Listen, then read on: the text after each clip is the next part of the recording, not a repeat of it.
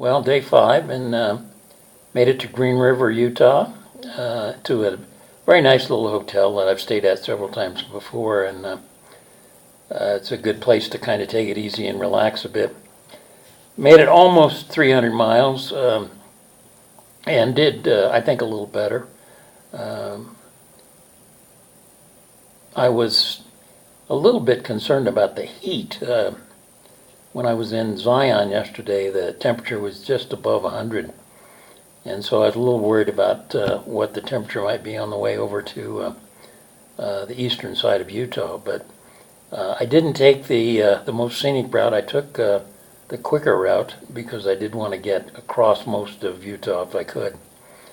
I knew the first part of the trip would be pretty simple because of I've been over that section of road several times. It's between Zion and Bryce, and it's up pretty high, so it's above 7,000 feet, and so the temperature there wasn't going to be a problem.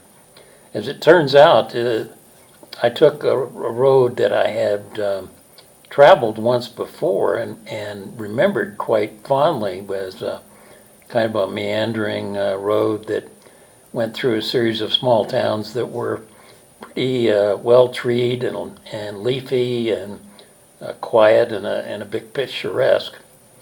So when I went over that same section of road, I was shocked to realize that I was absolutely, completely wrong. It's not like that at all. And the landscape there has echoes of the kind of fabulous and fantastic rock formations that are typical of Bryce Canyon. You get the red colors and also the highly eroded rock that is blown into fantastic shapes by the wind and the water. So it was quite a picturesque drive. I did not stop for any pictures. And then finally, after heading north about 150 miles, I hit the interstate. I normally don't like to take the interstate, but in this case I was anxious to make some distance, so I headed east on Interstate 70. Again, a little bit concerned about the temperature, but as it turns out, the central part of Utah is also pretty high, with most of it above 6,000 feet, so the temperature was not really too much of a problem, other than when right before we got into Green River, there's a dramatic drop from about 7,000 feet down to 4,500 feet that occurs within maybe 2 miles.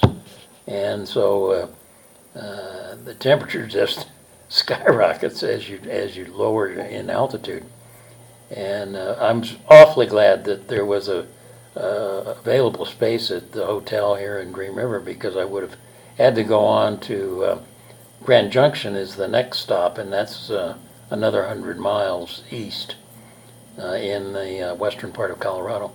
So overall, I had a pretty good day. I'm sorry I don't have any media to share with you, but it was quite a picturesque ride, and the bike performed well, and I felt like I did quite a bit better. So anyway, I'm pleased, and going to take it easy today and then try and do a little bit distance tomorrow.